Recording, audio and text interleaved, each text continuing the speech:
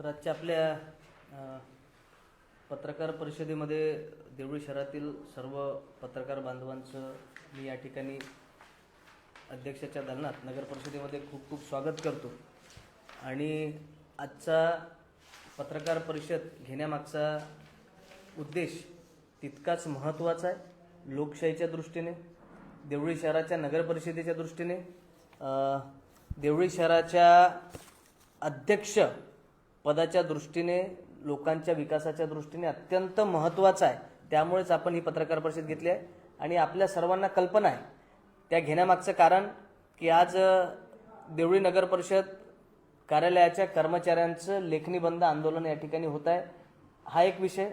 त्यासोबतच गेल्या काही दिवसांपासून, पदभार स्वीकारल्यापासून गेल्या 2.5 महिन्यात देवळी नगर परिषदेच्या माननीय मुख्याधिकारी महोदया यांचं ज्या पद्धतीचं अध्यक्षांची वागणूक, त्यांची होणारी दिशाभूल, अनेक विषयांमध्ये त्यांना अनभिज्ञ ठेवून होत असलेलं कामकाज, अशा अनेक गंभीर आणि लोकशाहीसाठी अत्यंत घातक असलेले हे अधिकारशाहीचा होणारा वापर, त्या संदर्भातली ही पत्रकार परिषद आहे, ज्यामध्ये या अधिकाऱ्यांद्वारे लोकप्रतिनिधींच्या अधिकारावर गदा आणल्या जात आहे, ज्याच्यामुळे ज्या पद्धतीने गेल्या 4 वर्षात प्रशासकीय राजवट सुरू होती, अजूनही हे अधिकारी प्रशासकीय राजवटीच्या बाहेर येत नाही आहे।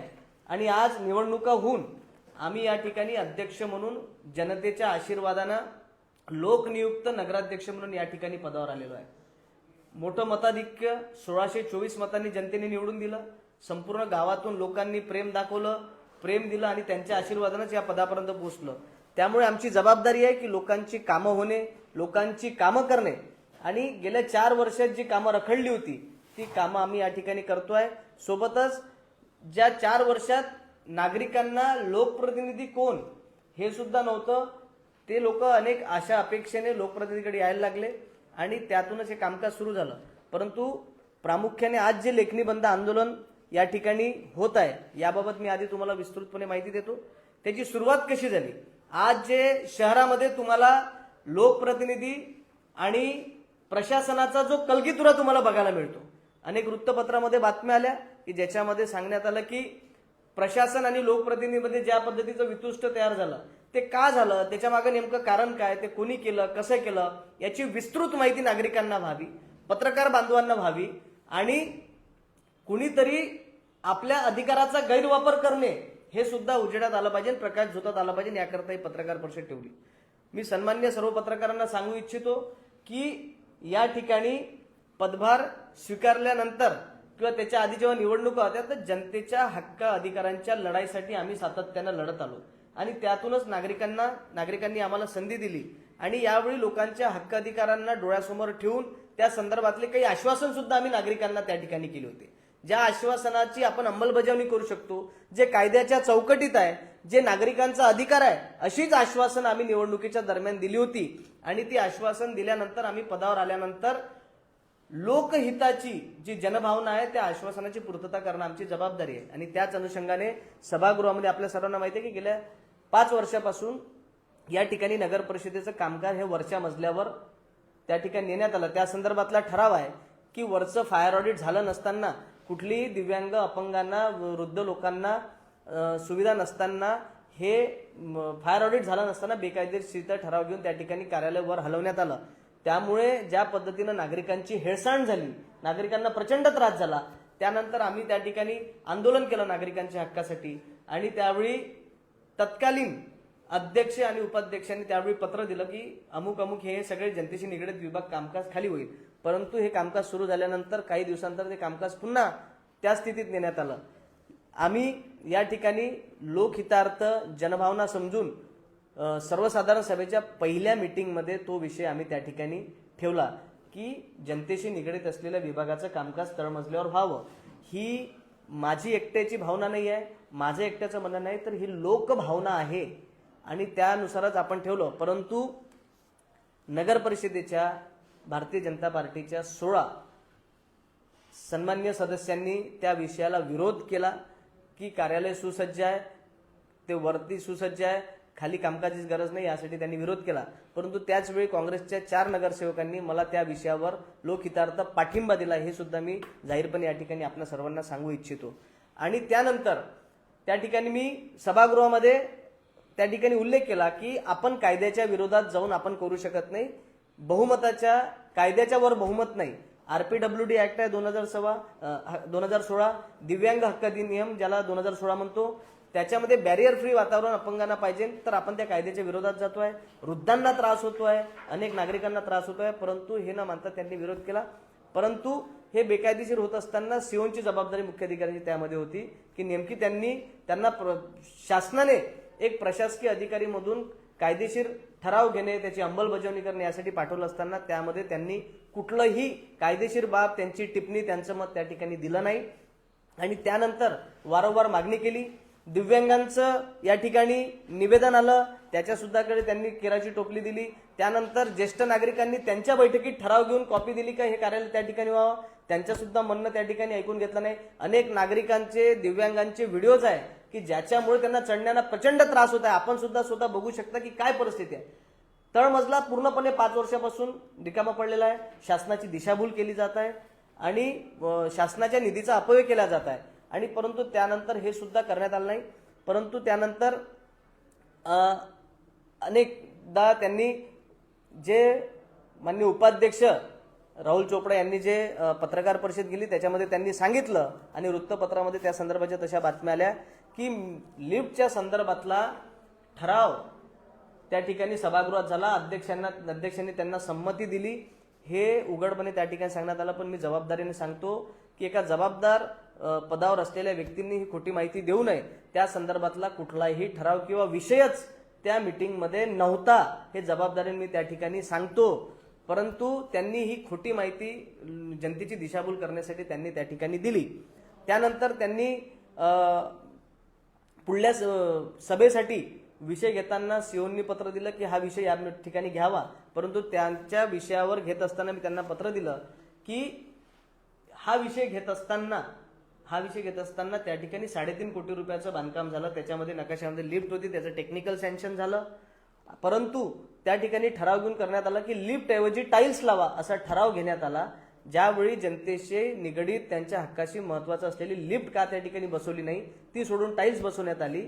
आणि आज नागरिकांची हेळसांड होत आहे. त्यामुळे पुन्हा एकदा आपण शासनाकडून लिफ्टच्या नावाने पैसे घेणे हे योग्य ठरेल का? शासनाच्या निधीचा अपव्यय टाळण्यासाठी आणि ते लिफ्ट बसवण्याआधी त्या ठिकाणी त्याचं फायर ऑडिट झालं का? फायर ऑडिट झाल्याशिवाय लिफ्ट बसवता येते का? आणि ऑडिट ऑब्जेक्शन येईल का? या संदर्भातलं मी मुख्याधिकाऱ्यांना पत्र दिलं आणि या पत्राची सगळी पूर्तता व्हावी, त्याच्यावर अग्निशामक विभागाची सगळी टिप्पणी त्याच्यावर यावी, त्याचा अहवाल सादर करावा. त्यानंतर आपण पुढील सभेत तो विषय घेऊ. कारण की आज ज्यांनी लिफ्ट लावली नाही ते आज लिफ्टसाठी घाई करत आहे. ती घाई का करताय? एका ज्या मॅपमध्ये लिफ्ट होती त्याच्या निधी शासनाकडून आपण मंजूर करून आणण्यात होता, त्याच कामासाठी परत शासनाकडून निधी घेणे हे कुठेतरी चुकीचं ठरू नये या भावनेतून आपण तो विषय पुढील सभेत घ्यावा हे त्या ठिकाणी सांगण्यात आला. परंतु सत्ताधारी सदस्य त्या ठिकाणी बहुमत ज्यांचं आहे ते त्या ठिकाणी नागरिकांची वारंवार दिशाभूल करत असतात. आणि यातूनच नागरिकांच्या हक्क अधिकारासाठी मुख्याधिकाऱ्यांना मी पत्र दिलं की आपण जर समजा येत्या 15 दिवसात कार्यालय तळमजल्यावर आणलं नाही, एकीकडे आपण म्हणतो की शासन आपल्या दारी, आमदार आपल्या दारी, छत्रपती शिवाजी महाराज महाराजस्व अभियान राबवून त्या ठिकाणी शासन नागरिकांच्या दारी जाऊन सेवा देत आहे, तर मग आपण वरच्या मजल्यावर खाली येण्यासाठी अडचण काय आहे हे पत्र देऊन त्यांना सांगितलं की 15 दिवसात आपण कामकाज करा, ही प्रशासकीय सेवा देणं तुमची जबाबदारी आहे, माझी जबाबदारी आहे, आपण कटिबद्ध आहोत. हे पत्र दिल्यानंतर त्या ठिकाणी अनेक विषय समोर आले, हे मी आपल्या समोर मांडतोय की ज्याच्यामध्ये अनेक नियमबाह्य काम करण्यासाठी विषय घेण्यासाठी मला त्या ठिकाणी सांगण्यात आलं, जबरदस्ती करण्यात आली. परंतु हे नियमबाह्य काम करण्यासाठी मी नकार दिला आणि त्या नकार दिल्यामुळे या सगळ्यांची आगपाखड झाली. आणि त्यातूनच यामुळे महत्वाचा जो विषय आपण मी या ठिकाणी तुम्हाला सांगतो की नेहमी 2.5 महिने मला या ठिकाणी येऊन झाले, त्या पहिल्या दिवसांपासून प्रत्येक वेळी मुख्याधिकाऱ्यांनी मला अनेक विषयांच्या बाबतीत अनभिज्ञ ठेवलं. एक गावाचा प्रथम नागरिक या नात्याने नगराध्यक्ष म्हणून या खुर्चीवर बसत असताना मी व्यक्तिशः किरण ठाकरे नाही, तर या गावाचं पद म्हणजे हे नगराध्यक्ष, ही या गावातली जनता, त्यांनी मला इथे काम करण्यासाठी पाठवलं. परंतु हे होत असताना मुख्याधिकाऱ्यांनी मला वेळोवेळी अनभिज्ञ ठेवलं, खोटी माहिती दिली, कायदेशीर माहिती देण्यासाठी टाळाटाळ केली. याच्याबाबत मी तुम्हाला काही गोष्टी तुमच्यासमोर अवगत करू इच्छितो. यामध्ये मुख्याधिकाऱ्यांचं काम होतं की मी अध्यक्षांना विचारल्यानंतर अध्यक्षांना कायदेशीर माहिती देणे, नियमाने माहिती देणे. या ठिकाणी नागरिकांना आपल्या माध्यमातून सांगू इच्छितो की या ठिकाणी PM जनमन निवडणुकीपूर्वी PM जनमन ही आदिवासी विद्यार्थ्यांसाठी हॉस्टेल शासनाकडून मंजूर झाले होते. त्यांना त्या ठिकाणी जागा हवी होती. त्या ठिकाणी आपला कुठल्याही विकास कामांना विरोध नाही. आदिवासी विद्यार्थ्यांचं वसतिगृह आपल्या देवळी शहरामध्ये व्हावं या सुद्धा मताचा मी आहे. परंतु हे होत असताना, जागा निवडत असताना, त्या जागा शासनाला देत असताना त्या नियमात बसतात का, नियमाकुल आहे का, किंवा भविष्यात त्याच्या काही अडचणी निर्माण होईल का, हे बघण्याचं काम मुख्याधिकारी म्हणून त्यांचं आहे, एका प्रशासकीय अधिकाऱ्याचं आहे. परंतु हे देत असताना त्यांनी कुठलेही नियम न बघता त्यांनी देवळी नगर परिषदेच्या शाळेच्या उरलेल्या मैदानाच्या जागेची NOC बांधकामासाठी त्या ठिकाणी देण्यात आली. ती NOC माझ्या हातात आहे. ही NOCची प्रत मी आपणा सर्वांना त्या ठिकाणी देणार आहोत. आणि या ठिकाणी त्यांनी काय माहिती दिली हे सुद्धा मी त्या ठिकाणी सांगतो. म्हणजे देवळी शहरातलं एकमेव ऐतिहासिक मैदान, ज्या मैदान शाळेला मैदान असणं गरजेचं आहे, नागरिकांसाठी खेळण्यासाठी मैदान असणं गरजेचं आहे, त्या ठिकाणी स्टेडियम बांधण्यात आलं. स्टेडियमच्या विषयावरून अनेक गदारोळ झाला नागरिकांचा, परंतु ते मुद्दा मागे झाला. परंतु आता जे उरलेलं मैदान आहे ते मैदान शाबूत राहणं गावकऱ्यांची किंवा नगराध्यक्ष म्हणून माझी, सभागृहाची, सगळ्याची जबाबदारी आहे. असं होत असताना निवडणुकीच्या पूर्वी प्रशासक असताना मुख्याधिकाऱ्यांनी नियम डावलून नियमबाह्य पद्धतीने त्या ठिकाणी त्यांनी NOC दिली. त्या NOC मध्ये UDCPR 2020 याची काही नियमावली आहे. आणि हे जेव्हा मी त्यांना विचारलं की या ठिकाणी सीओना मी विचारलं की त्या ठिकाणी मैदान होत आहे, गावासाठी मैदान शिल्लक नाही आहे, विद्यार्थ्यांसाठी मैदान शिल्लक नाही आहे, हे हॉस्टेल जर आपण दुसऱ्या ठिकाणी बनवू शकलो तर काय होईल, तर याची कायदेशीर माहिती सीओनी देणं गरजेचं होतं. परंतु त्यांनी ही माहिती दिली की ते होणं तिथंच बंधनकारक आहे. आणि मी त्यांना विचारलं असताना त्यांनी सांगितलं की या संदर्भात मला काही माहिती नाही. जेव्हा त्या खोलात गेलो, त्या संबंधित जिल्हा परिषदचे अधिकारी जेव्हा आले, त्यांना विचारलं की शाळेच्या मैदानावर हॉस्टेल होणं अनिवार्य आहे का, तर त्यांनी सांगितलं असं काहीच बंधनकारक नाही, तुम्ही 1 किलोमीटरच्या भागामध्ये कुठेही जागा तुम्ही देऊ शकता. ही पहिल्यांदा सीओनी मला खोटी माहिती दिली.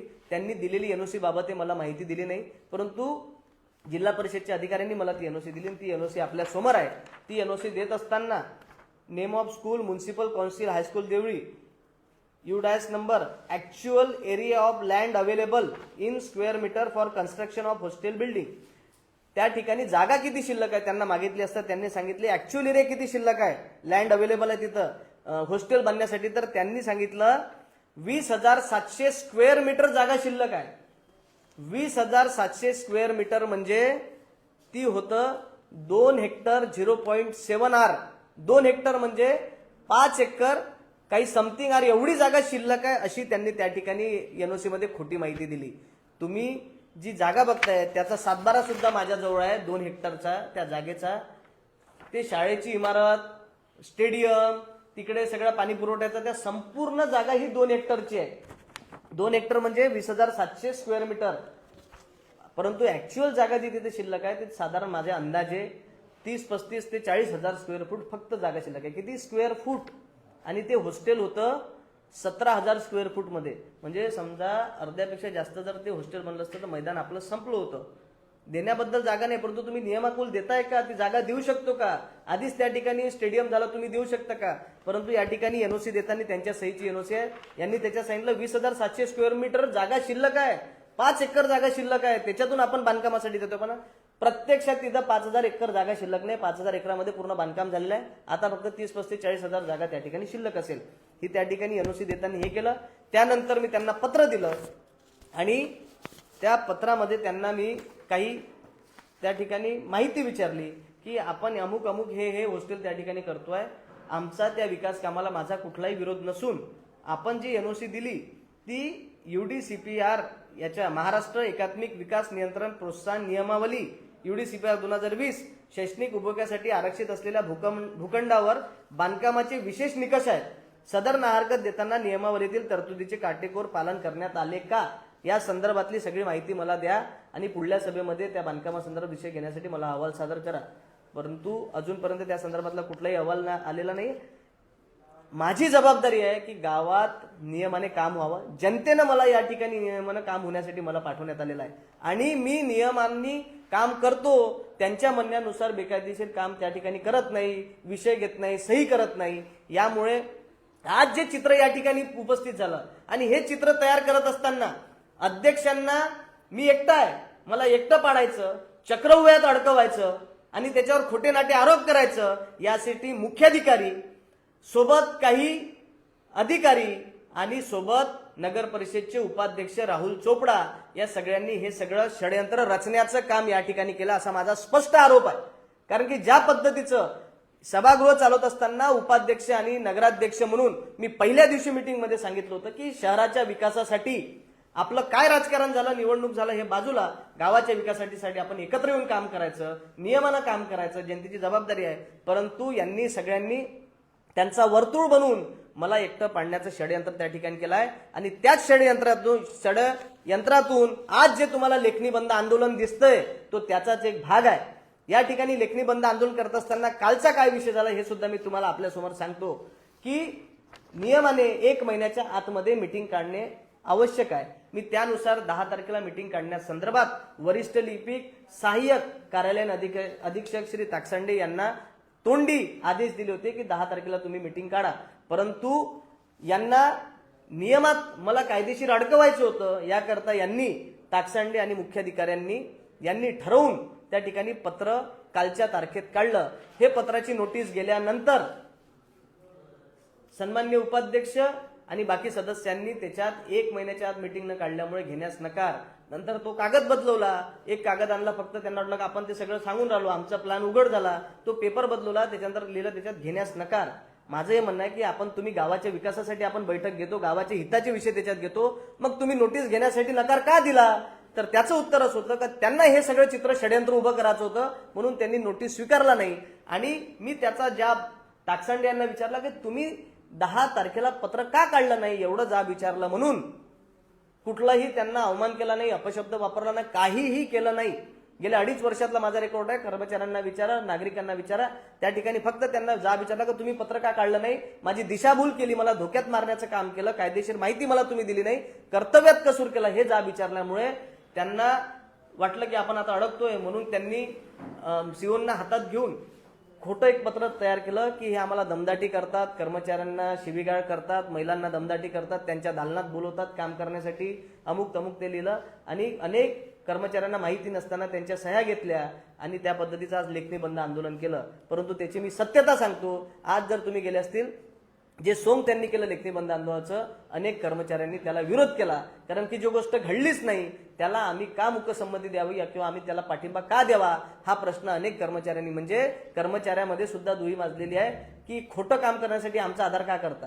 ज्या सीओनी आणि ताकसांडेंनी हे केलं, ताकसांडे सुट्टीवर गेले, सीओ आल्या नाही आल्या मला माहिती नाही, परंतु कर्मचाऱ्यांची कर्मचाऱ्यांना ढाल बनवून या मुख्याधिकारी बेकायदेशीर काम या ठिकाणी करत आहे.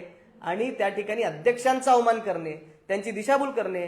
या बैठकीच्या बाबतीत मी सीओनशी फोनवर चर्चा केली असता कार्यालयामधूनच, तर त्यांनी सांगितलं तुमची जबाबदारी आहे सदस्यांना नोटीस देणे. मग मी त्यांना विचारलं की हे करत असताना मी पत्र कसं टाईप करायचं, माझ्याकडे कार्यालयीन माझा कोणता ऑपरेटर आहे, माझ्याकडे सिस्टीम कम्प्युटरवर नाही. तर त्यांनी सांगितलं की तुम्ही कायद्यात तसं लिहून नाही, ते तुम्ही तुमचं बघा. इतकी हिंमत जर एका मुख्याधिकाऱ्यांची जर होत असेल, आजपर्यंतच्या देवळी नगर परिषदेच्या इतिहासामध्ये असं कुठलंही काम झालं नाही. आपण बघत आहे मागे अनेक दिग्गजांचे फोटो आहे, अनेक दिग्गजांची या ठिकाणी यादी आहे, परंतु असं अध्यक्षांच्या वर चढ करून आवाज वाढवणे, या सीओना ताकद कोण देत आहे? या सीओनची हिंमत कशी होत आहे की अध्यक्षांना उलट विचारणे, कायदेशीर काम करत असणाऱ्या अध्यक्षांना बेकायदेशीर असं उलट उत्तर देणे, एवढी हिंमत या सीओनची कुठून येत आहे? यांना कोण पाठबळ देतं? याचं सुद्धा चौकशी होणं गरजेचं आहे. कारण की याच्यामध्ये उपाध्यक्ष श्री राहुलजी चोपडा हे सुद्धा त्यात खतपाणी घालताय, त्यांच्या सोबत येत आहे आणि एक चित्र तयार करताय की अध्यक्ष काम करत नाही, अध्यक्ष विनाकारण नौटंकी करतायत. असं वृत्तपत्रामध्ये त्यांनी त्यांच्या पत्रकार परिषदेमध्ये सांगितलं की अध्यक्ष नौटंकी करताय. त्यांना असं वाटतं की लोकांच्या हक्काधिकारासाठी जर नौटंकी ते त्यांना वाटत असेल तर मी तुम्हाला खुशाल सांगतो की मी नौटंकी करतोय. लोकांच्या हक्काधिकारासाठी लढणं हे माझ्या रक्तात आहे. त्यामुळे ही नौटंकी खुशाल करतोय. परंतु ज्या पद्धतीचे त्यांनी ते शब्द वापरले, मला असं वाटतं की नागरिकांची ती दिशाभूल आहे आणि नागरिकांनी यातून सतर्क झालं पाहिजे. येस सिओनचं या पद्धतीचं काम याबाबत मी मुख्याधिकाऱ्यांना पत्र दिलं की सर्वसाधारण सभेचे आयोजन, प्रशासकीय दिरंगाई आणि संबंधित कर्मचाऱ्यावर शिस्तभंगाच्या कारवाईबाबत ताकसांडेंवर शिस्तभंगाची कारवाई करा. त्याची नियमावली आहे की तुम्ही किती दिवसापूर्वी त्या ठिकाणी विषय द्यायला पाहिजे, प्रशासकीय टिप्पणी द्यायला पाहिजे. परंतु मी अनुभव घेतला, कायदेशीर मदत सीओ मला करताना दिसत नाही. कुठलीही टिप्पणी, प्रशासकीय टिप्पणी त्या देत नाही. अजूनपर्यंत मागील सभेचं इतिवृत्त माझ्यापर्यंत आलेलं नाही. अनेक ठराव महत्वाचे माझ्यापर्यंत आलेले नाही. म्हणजे अध्यक्षांना यांनी एक व्यूहरचना बनवली, त्याच्यामध्ये भारतीय जनता पार्टीचे सदस्य आणि उपाध्यक्ष, सीओ आणि काही कर्मचारी, मी सगळ्या कर्मचाऱ्यांना दोष देणार नाही आणि कुठल्याच कर्मचाऱ्यावर माझा आक्षेप नाही, ते बिचारे काम करतात. परंतु सीओ त्यांना सांगतात की अध्यक्षांना माहिती पुरवू नका. अध्यक्षांनी जर एखादी माहिती मागितली, कागद मागितला तर त्यांना मला भेटायला सांगा, मला पत्र द्यायला सांगा. येथपर्यंत या मुख्याधिकाऱ्यांची हिंमत वाढलेली आहे, ज्या आजपर्यंतच्या गावाच्या इतिहासाला एक कलंक आहे. अनेक अध्यक्ष या ठिकाणी झाले, महादेवरावजी ठाकरे या ठिकाणी अध्यक्ष झाले. त्यांचा इतिहास आहे की त्यांचा आलेला नोकरीचा पगार लोकांना वाटत ते गेल्या. त्यानंतर मोतीलालजी कपूर अध्यक्ष राहिले, त्यांच्या कार्यकाळामध्ये एक चांगलं काम केलं. परंतु त्या ठिकाणी कधी तुम्ही बघितलं असेल की मुख्याधिकाऱ्यांनी गाडी घेतली भाड्याने, हे असं झालेलं नाही किंवा त्यांनी स्वतः घेतली नाही. त्यानंतर माननीय रामदासजी तडस साहेब या ठिकाणी देवळी नगरपालिकेमध्ये त्यांनी एकाहत्तर सत्ता गाजवली, ते स्वतः नगराध्यक्ष राहिले. परंतु त्यांनी सुद्धा स्वतःची कुठली भाड्याची नगरपालिकेकडून गाडी घेतली नाही आणि सीओंना सुद्धा कुठली गाडी घेऊ दिली नाही. त्यांच्या पत्नी सुद्धा सन्माननीय शोभाताई तडस या सुद्धा अध्यक्ष राहिल्या, परंतु त्यांनी भाड्यानं गाडी घेतली नाही किंवा सीओला घेऊ दिली नाही. परंतु एकमेव या मुख्याधिकारी नगरपालिकेची आर्थिक स्थिती नाजूक असताना सुद्धा त्यांनी या ठिकाणी एक गाडी भाड्याने घेतलेली आहे आणि त्याचा भुर्दंड जनतेवर, नप फंडावर त्या पाडत आहे. कोणी अधिकार दिला, कोणाला विचारलं? म्हणजे प्रशासकीय राजवटीमध्ये या नियमाची ऐशी तेशी गावाचं सगळ्याचा सत्यानाश करण्याचं काम या ठिकाणी ते करत आहे. आणि एकीकडं अध्यक्ष म्हणून या ठिकाणी पदभार घेतला असताना तुम्ही माझी कॅबिनचं बाथरूम बघा, ज्या बाथरूममध्ये साधा लाईट सुद्धा नाही, तिथलं बेसिन फुटलेलं आहे. अशा परिस्थितीमध्ये वर्ध्याला राहतात, त्या मुख्यालयी राहत नाही, वर्ध्याला राहतात, गाडीने अपडाऊन करतात, त्याचा ड्रायव्हर आहे, ती गाडी भाडा आहे, त्याच्या नफाफंडातून पैसे जातात. एकीकडं आहे ना, मुख्यालयी राहणं बंधनकारक आहे, पण त्या राहत नाही, त्या गाडी वापरतात. अध्यक्षाच्या बाथरूममध्ये, कॅबिनच्या बाथरूममध्ये लाईट नाही, त्या ठिकाणी बेसिन फुटलेला आहे. तुम्ही बघून घ्या परिस्थिती प्रत्यक्ष. लोकांना बसायला इथं जागा नाही आणि हे सगळे लोक उंटावरून शेळ्या हाकण्याचं त्या ठिकाणी काम करतात. हे अत्यंत चुकीचं आहे आणि लोकशाहीला घातक असं कृत्य आहे यांचं. मी जबाबदारीनं म्हणतो, शेवटी गावाची जबाबदारी तुमची आमची आहे. ज्या लोकांनी आजपर्यंत गाव चालवलं तसंच गाव चालवणं आमची जबाबदारी आहे. आमचे मैदान संपवण्याचा तुम्हाला अधिकार कोणी दिला? चुकीच्या पद्धतीने नियमबाह्य एनओसी देण्याचा अधिकार मुख्याधिकाऱ्यांना कोणी दिला? हा माझा सवाल आहे. अनेक असे महत्वाचे विषय आहे ज्या ठिकाणी नगराध्यक्षाचा पदभार स्वीकारत असताना मला आठवतं की या ठिकाणी येत असताना अनेक दिवस हे कामकाज होत नव्हतं, याची थोडी कॅबिनची रंगरंगोटी करा. तर इंजिनियरच्या हाताने मला निरोप आला की मुख्याधिकारी विचारताय की अध्यक्षांना विचारा कुठल्या हेडमधून पैसे घ्यायचे. मी पहिल्यांदा नगरपालिकेत येत असताना नगरपालिकेत कुठले हेड आहे, हेडमध्ये पैसे आहे याची माहिती मला नसेल, असणं काही बंधनकारक नाही आहे. याची जबाबदारी सीओंची होती की अध्यक्ष येतोय नवीन, त्यांची कॅबिन दुरुस्त किंवा व्यवस्थित करणे, परंतु अध्यक्षांना विचारा कुठल्या हेडमधून पैसे घ्यायचे. इतक्या पद्धतीचं हे यांना पाठबळ कोण देतंय? गावाचं नुकसान करण्यासाठी मुख्याधिकारी त्यामध्ये मोठा वाटा आहे. अनेक विषयामध्ये नियमबाह्य पद्धतीने कामं झालेले आहे. एक एनओसीचा मुद्दा आहे. लेआउटला एनओसी देत असताना सभागृहामध्ये ठरावामध्ये त्या ठिकाणी विषय होता, सभागृहामध्ये मोठा गदारोळ झाला. अनेक सदस्यांनी त्याच्यावर आक्षेप घेतला की नियमबाह्य एनओसी या ठिकाणी देण्यात आलेला आहे, त्याचा रेकॉर्ड आम्हाला सभागृहामध्ये देण्यात यावा, त्या संदर्भातले निर्देश दिले. परंतु अजून त्या संदर्भातला कुठलाही ठराव किंवा माहिती अजूनपर्यंत मिळालेली नाही. कारण की यामध्ये शंका आहे 2.5 महिन्यामध्ये या गावात कृषकच्या अकृषक जमिनी होत असताना अध्यक्षांना सभागृहाला अनभिज्ञ ठेवण्यात आलं मुख्याधिकाऱ्यांकडून. मला त्याची कुठलीही माहिती दिली नाही. मला बाहेरून माहिती पडते, परंतु नगरपालिकेमधून माहिती पडत नाही. आणि त्यांनी मुख्याधिकाऱ्यांनी कर्मचाऱ्यांना निर्देश दिलेले आहे की अध्यक्षांना कुठली माहिती पुरवायची नाही. त्यांनी कुठलं पत्र मागितलं तर सांगायचं फाईल मुख्याधिकाऱ्यांकडे ठेवलेली आहे, तुम्ही पत्र व्यवहार करा, मागा ते द्या. इतक्या पद्धतीनं आजपर्यंत देवळी नगर परिषदेच्या इतिहासामध्ये कुठलाही सीओ इतक्या बेजबाबदारपणे, उद्धटपणे आणि बेकायदेशीरपणे नियमबाह्य वागला नसेल. आम्ही अनेक वर्षांपासून आपण बघतोय देवळी शहराचं काम, कारण की शेवटी शहर आपलं आहे, आपली जबाबदारी आहे, तुम्ही आम्ही या गावचे आहे. परंतु हे अधिकारी बाहेरून येतात, वर्ष 2 वर्ष राहतात आणि नियमबाह्य काम करून निघून जातात. ही अत्यंत धोक्याची घंटा आहे. याला खतपाणी घालणारे आपल्याच गावातील सदस्य, उपाध्यक्ष हे सुद्धा तेवढेच जबाबदार त्या ठिकाणी आहे. त्यामुळे ही जबाबदारी मी या ठिकाणी सांगतो. तर या एनओसीची सुद्धा झाली पाहिजे. अनेक ठिकाणी मॅप चुकलेले आहे, कुठे काही चुकीच्या पद्धतीने कुठे टावर आहे, केबल आलेले आहे, हे कसे दिले, चौकशी दिली, या पद्धतीचे कामकाज झालेले आहे. त्याची माहिती मागितली, परंतु आम्हाला अजूनपर्यंत ती माहिती देण्यास टाळाटाळ करत आहे. परंतु याची सगळी माहिती शेवटी अध्यक्षाला माहितीच्या अधिकारात पत्र टाकून माहिती घ्यावं लागत आहे. याच्यापेक्षा दुसरी मोठी शोकांतिका नगर परिषदेच्या इतिहासामध्ये झाली नसेल. नगराध्यक्ष, नगर परिषदेचा प्रमुख, त्याला अधिकारी कर्मचारी माहिती देत नाहीत, त्याला माहितीचा अधिकार टाकावा लागतो. याच्यापेक्षा मोठी शोकांतिका नाही. जिल्हाधिकारी मॅडमना, सचिवांना नगरविकासच्या मार्गदर्शक तत्वे मागवणार आहोत की अध्यक्षांचे अधिकार काय आहे. आमच्या अध्यक्षाच्या अधिकारावर गदा आणल्या जात आहे. सांगा जनतेची कामं कशी करायची. तक्रारीमध्ये त्यांनी लिहिलेल्या कर्मचाऱ्यांनी की आम्हाला कॅबिनमध्ये बोलवतात, म्हणजे लोकांची कामं करायची नाही का. त्यांच्याकडे कॅबिनमध्ये लोक बसलेले असतात, गोपनीयतेचा भंग होतो. कसला गोपनीयतेचा भंग होतो. इथं मुख्याधिकारी वर बसतात, उपाध्यक्ष बाहेरगावी राहतात, तेही त्यांची कॅबिन वर आहे. मी नेहमी इथं बसतो, मी तळमजल्यावर मुद्दाम बसलो. माझी कॅबिन कुठली अपॉइंटमेंट शिवाय माझ्या कॅबिनमध्ये नागरिक येतात, कुणी येतात. अनेकदा इथं रीक लागलेली असते लोकांच्या कामाची आणि मी जाणीवपूर्वक सातत्यानं चांगल्या पद्धतीने या ठिकाणी कामं करतो. हे सुद्धा यांच्या डोळ्यात खपत आहे की यांच्या दालनात गर्दी का, यांच्या दालनात लोक बसलेली का, हे सुद्धा विषय त्यांच्या याच्यात आले. आणि त्यातूनच हे सगळं लेखणी बंद आंदोलन बिंदोलन हे सगळे यांची भानगड सुरू आहे. ही अत्यंत घातक आहे. त्याच्यामुळे ही जिल्ह्यासमोर आली पाहिजे, शहरासमोर आली पाहिजे. आणि वेळ पडली तर या बाबतीत वेळ पडली तर यांच्या विरोधात आंदोलन करण्याची जर वेळ आली तर आम्ही मागे पुढे बघणार नाही. कारण की जे हक्क अधिकार डावलतात, लोकांचे अधिकार डावलतात, चुकीचं काम करतात, त्यांच्या विरोधात दंड ठोपटले पाहिजे. या ठिकाणी सीओच्या गाडीचा मुद्दा प्रामुख्याने महत्वाचा आहे. मुख्यालय राहत नाही आणि त्या गाडी भाड्याने वापरतात. त्याचा बोजा एकीकडं अनेक ठिकाणी शाळेजवळ म्हणा महत्वाच्या ठिकाणी कलवड बनवण्यासाठी ते टाळाटाळ करतात, बिल निघत नाही, काम करत नाही, सांगून सुद्धा करत नाही. अशा परिस्थितीत गाडी वापरण्याचा त्यांना अधिकार काय. कुणीच आजपर्यंत गाडी वापरली नाही. त्यासोबतच गाडीच्या भाड्याच्या बाबतीत सुद्धा माहिती मागवली आहे, परंतु साधारण अंदाजे 40,000 रुपये वगैरे भाडं राहू शकतं त्याचं गाडीचं, पण त्याची माहिती मागवली आहे.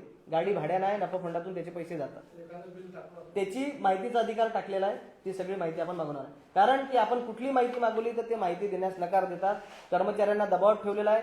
ते या पद्धतीची वागणूक आहे त्यांची का त्या या नगरपालिकेच्या बॉस आहे. ते कर्मचारी म्हणतात की आमची बॉस मुख्याधिकारी आहे, म्हणजे एखाद्या नगरपालिकेचं मालक बनणे, ती खासगी प्रॉपर्टी समजणे, या पद्धतीची वागणूक त्यांची आहे. हे अत्यंत घातक आहे लोकशाहीसाठी. लोकांनी आम्हाला निवडून पाठवलं, परंतु लोकप्रतिनिधी, लोकनियुक्त प्रतिनिधीवर या अधिकारावर त्या गदा आणत आहे. हे अत्यंत घातक आहे. याच्यासोबतच अनेक विषयामध्ये त्यांनी शहरात वीज आणि पाणी चोरीचे प्रकरण झाले की ज्याच्यामध्ये प्रत्यक्ष लोकांनी बघितलं. त्याच्यामध्ये तक्रारी झाल्यानंतर या ठिकाणी नगरपालिकेचे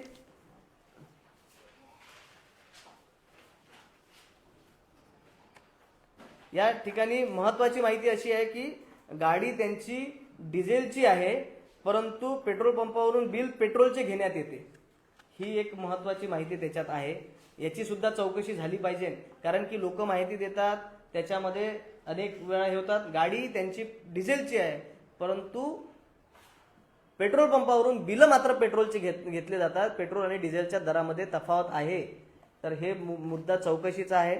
त्या ठिकाणी आणि वीज चोरीच्या बाबतीत प्रकरण झाले, त्या ठिकाणी चौकशी झाली, नागरिकांनी अध्यक्षांवर ठपका ठेवला की तुमच्या याच्यामध्ये या पद्धतीचं चुकीचं काम होत आहे. त्या ठिकाणी मी सुद्धा सीओना सांगितलं, सीओनी समिती गठीत केली, अहवाल आला, अहवाल नंतर कुठलीच कारवाई झाली नाही. दुसरी समिती नेमली, त्या समितीचा अहवाल आला, परंतु तो अहवाल मागितला असता तो अहवाल सुद्धा सीओनी मला देण्यास नकार दिला. शेवटी त्याचा सुद्धा माहितीचा अधिकार टाकावा लागला आणि माहिती अशी मिळाली की 2 अहवाल, 2 वेगवेगळ्या समित्या, त्याचे 2 वेगवेगळे अहवाल, ते दोन्ही अहवालामध्ये विसंगती आहे. हे महत्वाची बाब आहे की अत्यंत म्हणजे ते सुद्धा असे प्रकरण मॅनेज करणे, चुकीचे पद्धतींना पडदा टाकणे, दाबून ठेवणे, डोळेझाक करणे एक प्रशासकीय अधिकारी म्हणून अत्यंत गंभीर बाब आहे. त्याची सुद्धा चौकशी झाली पाहिजे. सोबतच हे सगळे महत्वाचे विषय आहेत, वेगवेगळे त्या ठिकाणी विषय आहे. आणि एक गोष्ट जी सातत्यानं जाणवली की 2.5 महिन्यामध्ये ज्या पद्धतीच्या अडचणींना मी सामना करतोय, मी एकटा जरी असेल परंतु आम्ही लढवय्ये आहोत. जनतेचा आशीर्वाद माझ्या पाठीमागे आहे, जनता माझ्यासोबत आहे, त्यामुळेच मी ताकदीने या ठिकाणी लढतो आहे. प्रचंड त्रास होतोय सभागृहामध्ये, नागरिकांच्या हक्कासाठी लढताना प्रचंड त्रास होतोय. इथं काम करत असताना अनेक लोक साक्षीदार आहे, ते सांगत असतील की अनेक वेगवेगळे विषय घेऊन येतात. मी त्या विषयासाठी कर्मचाऱ्यांना पण त्याचा प्रश्न मार्गी लावण्याचा प्रयत्न करतो, परंतु गेल्या 4 वर्षात प्रशासकीय राजवटीमध्ये यांना म्हणायला बोलायला कोणी नव्हतं, कोणाची कामं करायची नव्हती. आता कामं करायला लागल्यामुळे अनेक जण मिळून चक्रव्यूह बनवत आहे, षडयंत्र रचत आहे. आणि मला असं वाटते ही नगराध्यक्षांच्या विरुद्ध अधिकाऱ्यांनी आणि काही लोकप्रतिनिधींनी येऊन ते चक्रव्यूह बनवणे, षडयंत्र बनवणे, जेणेकरून याला पदावरून पाय उतार करावा, या पद्धतीचं करणे हे मला असं वाटते ही बाब लाजिरवाणी आहे आणि ही गंभीर बाब आहे. असं होऊ नये. आम्ही लोकांनी आम्हाला निवडून पाठवलेला आहे काम करायला 5 वर्षासाठी, परंतु यांना घाई सुटली आहे का याला 1 महिन्यात काढतो, 6 महिन्यात काढतो का 2.5 वर्षात काढतो. मला असं वाटतं की ज्यांना घाई सुटली आहे त्यांनी जरा दमानं घ्यावं, त्यांनी जरा काळजी त्याची घ्यावी, अशा पद्धतीचं करू नये. शेवटी मायबाप जनतेचा आशीर्वाद माझ्यासोबत आहे आणि या पद्धतीचं जर तुमचं वागणं असेल तर मायबाप जनता यांना माफ करणार नाही. लोकांना त्रास होतोय याकरता मी अल्टिमेटम घेतलेला आहे. काय चुकलाय? एक कर्मचारी म्हणून, जबाबदार गावाचा नागरिक म्हणून जर माझ्या नागरिकांना जर समजा सेवा द्यायची असेल आणि त्यांच्यासाठी जर मला बाहेर खाली बसून जर काही करायचं असेल हक्क मिळवण्यासाठी, काय गैर आहे त्याच्यात? कुठली नौटंकी आहे? कुठला पदाची गरिमा मी ढासाळतो आहे?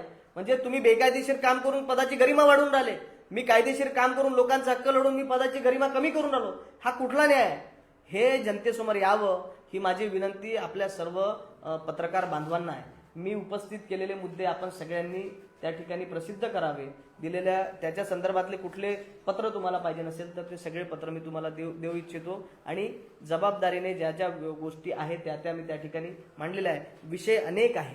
आज या विषयातून जे परिस्थिती निर्माण झालेली आहे, आम्ही सुद्धा त्या ठिकाणी या पद्धतीच्या खोट्या आरोपाने, चुकीच्या आरोपांनी, कुठल्या खोट्या गोष्टीमुळे आम्ही सुद्धा त्या ठिकाणी पजल होतो, परंतु लोकांसाठी आम्ही लढणारे आहोत.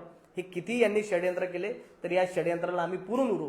आम्हाला माहिती आहे पदाचा, खुर्चीचा हा अमरपट्टा नाहीये, ही काही आमची खाजगी प्रॉपर्टी नाही, हे आयुष्याला पुरणार नाही. जो कार्यकाळ द्यायचा आहे तो चांगला द्यायचा, लोकांच्या हितासाठी द्यायचं, एवढं मी तुम्हाला या ठिकाणी ठामपणे सांगू इच्छितो. आणि माझी पुन्हाच एकदा आपल्या सगळ्या पत्रकार बांधवांना माझी विनंती राहील की आपण ही सगळं प्रसिद्ध करावं, जनतेच्या निदर्शनास आणावं. शेवटी आम्ही न्यायासाठी लढतोय, आपण सुद्धा ते सातत्यानं बघताय, तुम्ही सुद्धा तुलना करताय. त्यामुळे आपल्या प्रसिद्ध वृत्तपत्रात या बातमीला आपण स्थान द्यावं, प्रसिद्धी द्यावी आणि जो लोकहितार्थ जनभावनेला घेऊन आम्ही काम करतोय त्या जनभावनेमध्ये आपलाही सहभाग असावा, एवढी मी या ठिकाणी विनंती करतो. आपणास काही या संदर्भात काही प्रश्न असतील किंवा विचारायचं असतील तर निश्चितपणाने आपण ते विचारावे.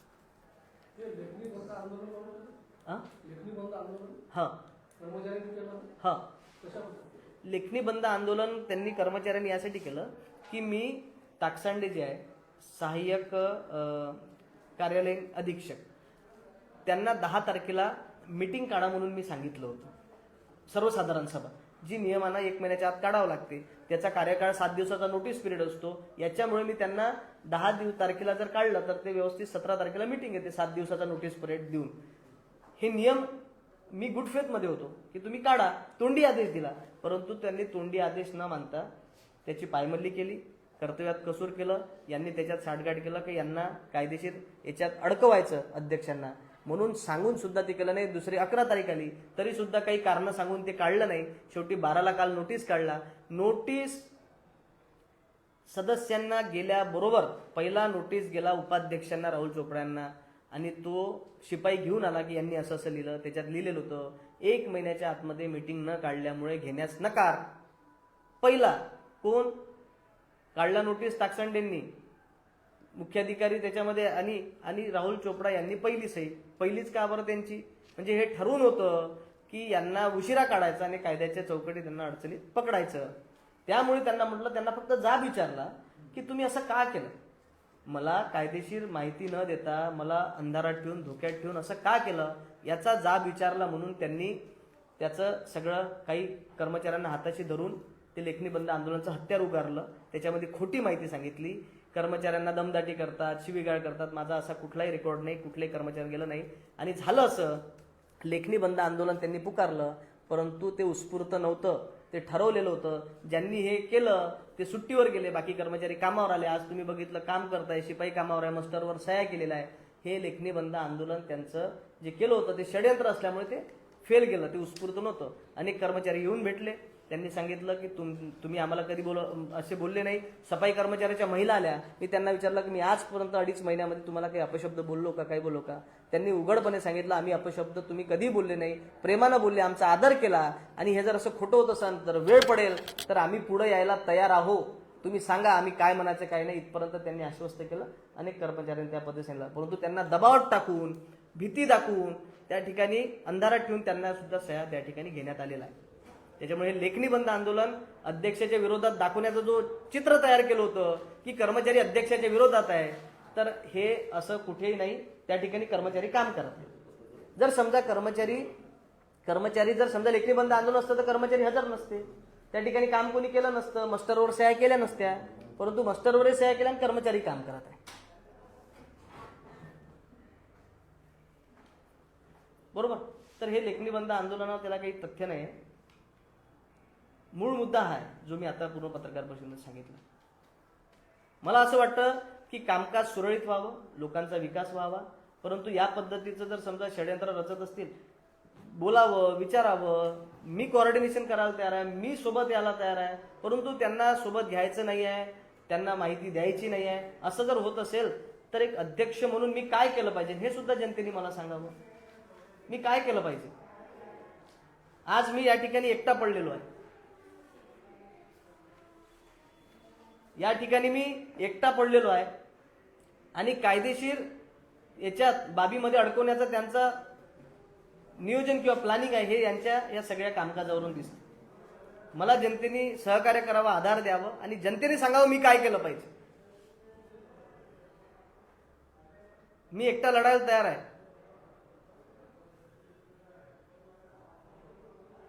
आणखी काही प्रश्न?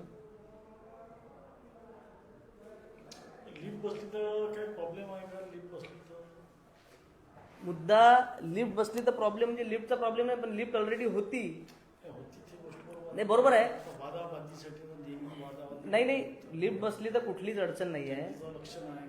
नाही, पण आपल्याकडे हा तळमजला रिकामा आहे. लिफ्टचा खर्च 20-25 लाख रुपये करण्यापेक्षा जर कर्मचारी खाली बसले तर काय अडचण आहे? लिफ्टचं मेंटेनन्स आहे दर महिन्याचं, लिफ्टमध्ये ऑपरेटर आहे, लिफ्टचं येणारं बिल आहे. आज आपण वर्षाकाठी 1 कोटी रुपयाचं बिल आपण इलेक्ट्रिकचं भरतो आहे आणि आपला उत्पन्न 60-70 लाख रुपये आहे. अशा परिस्थितीत आपण खर्च वाढवण्यापेक्षा नाही, पंपिंग स्टेशनचं सगळं नगरपालिकेचं पंपिंग स्टेशन आणि सगळं, मग जेव्हा जो खर्च नगरपालिकेचे कर्मचारी जर खाली बसले तर काय होणार आहे? उलट लोकांना सुविधा मिळेल.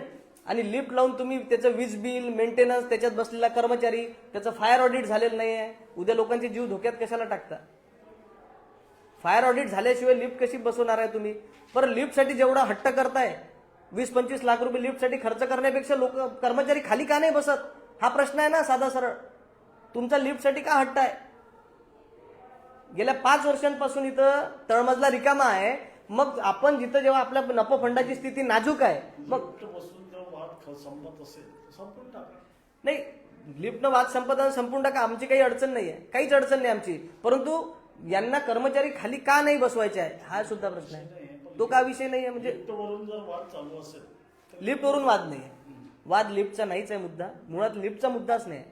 मुद्दा हा आहे मग याचं का करायचं. 5 वर्षापासून रिकाम आहे मग याचं का करायचं. तुम्ही ठरवा ते कुणाला का करा. हा मग तेच तर ठरवून राहिलो ना आम्ही का कर्मचारी खाली बसवा लोकांना सुविधा द्या. खालतं वरतं नाही याच्यात आहे गरबूर आहे एनर्जी वेस्टेज होऊन राहिली जर नाही नाही सकाळ- एनर्जी दुसरा माळा जेव्हा बनवला हा त्यावेळेला लिफ्टचं तर बांधण्यात आलं. हो मग जेव्हा बांधण्यात आलं, त्याची तरतूद तर त्याच्यामध्ये होती. त्या लिफ्टचे पैसे घेतले. हा हे बघा आता हे ठराव आहे बघून घ्या सगळेजण. 17/4/2018 ठराव आहे. ठराव क्रमांक 19/1/1 2015-16 अंतर्गत देवळी नगर परिषद प्रशासकीय इमारत पहिला माळ बांधकामामध्ये किरकोळ फेरबदलाबाबत नगर परिषद प्रशासकीय इमारतीचे बांधकाम सुरू असून अंदाजपत्रिके तरतुदीनुसार इमारतीकरता लिफ्ट तथा फ्लोअर कोटा लावण्याची तरतूद आहे. परंतु एकच लिफ्टची तरतूद असल्यामुळे कोटा फ्लोरिंगवर लावल्यास तळ मारेल पीओपी पडण्याची शक्यता नाकारता येत नाही. करिता कोटाऐवजी व्हिट्रीफाईड टाईल्स लावण्यास ही सभा सर्वानुमते मंजुरी देते. म्हणजे लिफ्ट ऐवजी का लावली टाईल्स लावली. याचं काय उद्या जर समजा ही जर कुठे लावली? जे काही कुठं लावली असेल बांधकामात म्हणजे लिफ्टला प्राधान्य द्यायचं. आमसभेमध्ये मग हा लिफ्टचा मुद्दा नव्हता. चर्चेत ते ठराव नंबर 30 उपाध्यायांनी सांगितलं त्या दिवशी ठरावाची प्रत दाखवावी. ठरावाची प्रत दाखवा. आम्ही तर बघितली ना आम्हाला काही येत. ठरावाची प्रत ठरावात नाही आहे. हा? ठरावात विषयच नाही तो. हो का? त्यांनी नाही का तो विषयच नव्हता. मुद्दा हा आहे की या सगळ्या बाबींवर प्रशासकीय टिप्पणी महत्वाची असते. मी माझ्या मते मी टेक्निकल व्यक्ती नाही. याच्यामध्ये कुठलाही विषय घेत असताना त्याच्या प्रशासकीय टिप्पणी देणे म्हणजे तो आमसभेत आलाच नाही हा मुद्दाच नाही नव्हता. नाही नाही नाही याच्यात होताच नाही का? नाही नाही लिस्टमध्ये? नाही नव्हता. नव्हता. मी तुम्हाला त्याची जो नोटीस आहे नोटीसची प्रत असेल तर ती दाखवतो मी. परंतु याच्यावर प्रत्येक बाबीमध्ये प्रशासकीय मत आवश्यक असते. त्या विभागाची टिप्पणी आवश्यक असते. एचओडीची ती बंधनकारक आहे. कायदेशीर बाबी आपण समजून घेतल्या पाहिजे. परंतु यांना या कायदेशीर बाबी सांगायच्याच नाही. मला हे कायदेशीर मदत कुठेच करत नाही सीओ. मी हे तुम्हाला आत्ताच सांगितलं. आणि मुख्य अधिकारी मुख्यालयात राहत नाहीत याविषयी तुम्ही त्यांच्याबरोबर चर्चा केली नोटीस दिलं असं काही केलं नाही त्याच्या संदर्भात आता ते आपण माहिती मागवली त्याची पण माहिती दिली नाही. आता माहितीचा अधिकार टाकलेला आहे आपण.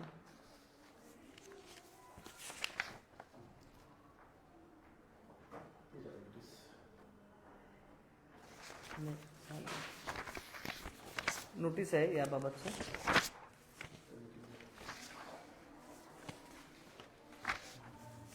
या विषयाच्या बाबत त्यांचं प्रशासकीय मत आल्याशिवाय कुठला विषय घेणे तो कायदेशीर आहे बेकायदेशीर आहे. उद्या अध्यक्ष म्हणून कुठलाही विषय घेत असताना सभेचं कामकाज चालवणे ही माझी जबाबदारी आहे. त्यांना वेळोवेळी अडचणीला तांत्रिक मदत करणे हे मुख्याधिकाऱ्यांचं कर्तव्य आहे. परंतु मी माझी जबाबदारी पार पाडायला तयार आहे. त्यांचं कर्तव्य पार पाडताना मला दिसत नाही.